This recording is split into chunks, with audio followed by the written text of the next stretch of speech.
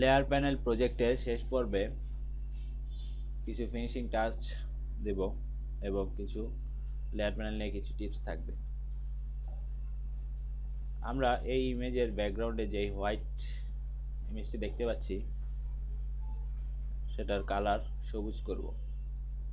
সেই জন্য ওয়াল এই লেয়ারটি সিলেক্ট করি, তারপর এফেক্টস থেকে কালার ওভারলে,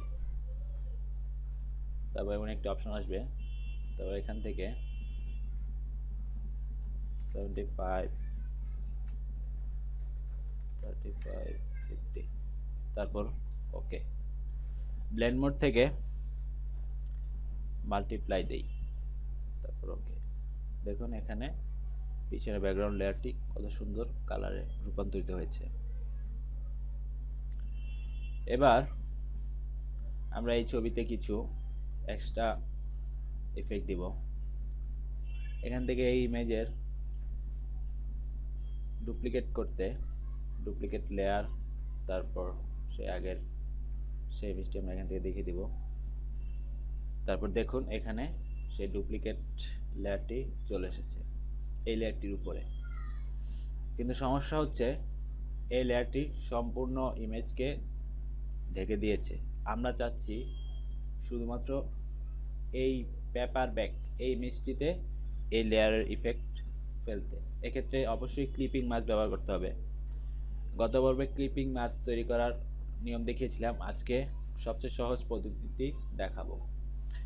ক্লিপিং মাস্ক তৈরি করতে এই লেয়ারটি সিলেক্ট করে অল্ট কিবোর্ড শর্টকাটটি হোল্ড করে চেপে রাখলে এমন একটি আইকন দেখতে পাবেন মাঝ বরাবর এখানে নেওয়ার পরে, তারপর ক্লিক করুন। দেখুন এটি ক্লিপ হয়ে গিয়েছে। এখন আমরা যদি এই ইমেজটি আনক্লিপ করতে চাই সেক্ষেত্রে আবার অল্ট কিবোর্ডটি চেপে এইভাবে এই আইকনটা আসার পর ক্লিক করি, দেখুন আবার আনক্লিপ হয়ে গেছে। এভাবে আমরা খুব সহজেই ক্লিপিং মাস্ক তৈরি করতে পারি। কিন্তু এই ইমেজটিকে আমরা ঠিক এভাবে চাচ্ছি না। এই ইমেজটির যে আলো সেই আলোটি শুধু আমরা ব্যবহার করতে চাচ্ছি। সেক্ষেত্রে অবশ্যই ব্লেন্ড মোড চেঞ্জ করতে হবে।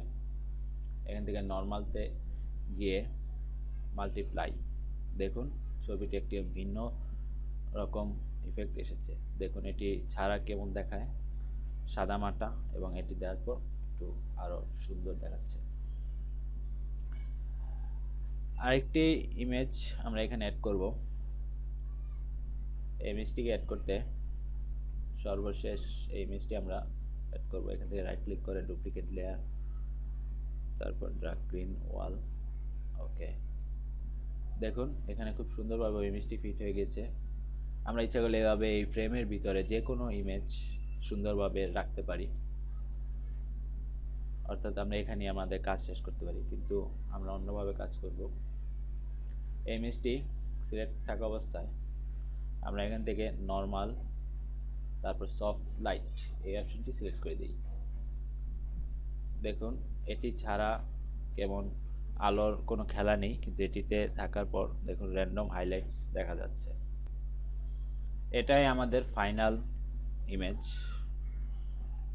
এভাবে আমরা বড় করে দেখতে পারি।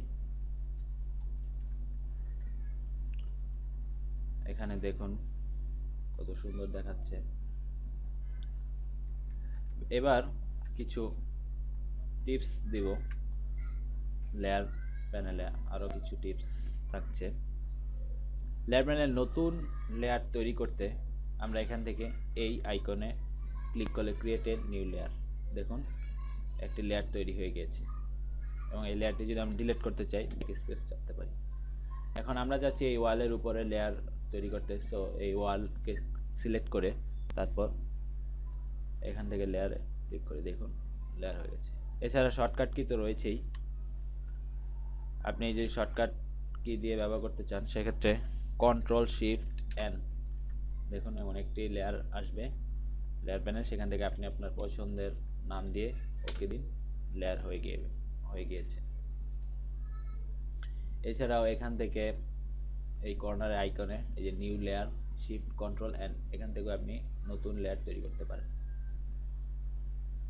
তবে আপনি যখন নতুন লেয়ার তৈরি করবেন তখন এরকম ট্রান্সপারেন্ট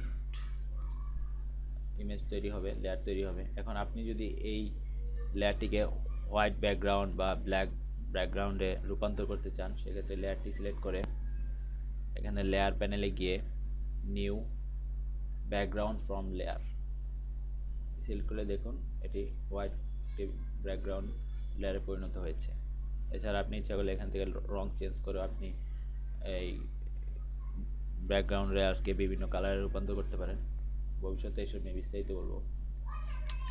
এখন আমরা যদি এই লেয়ারটিকে ইনঅ্যাক্টিভেট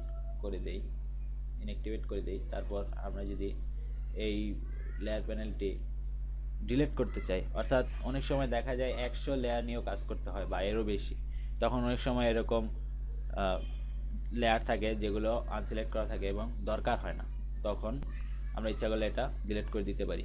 এখানে এই মেনুতে গিয়ে ডিলিট হিডেন লেয়ার এই অপশনে ক্লিক করলে দেখুন আনসিলেক্ট করা ওই লেয়ারটি ডিলিট হয়ে গিয়েছে।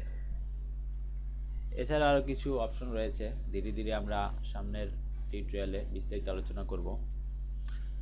আপাতত এই পর্যন্তই। ভালো থাকুন, সুস্থ থাকুন, সাথেই থাকুন।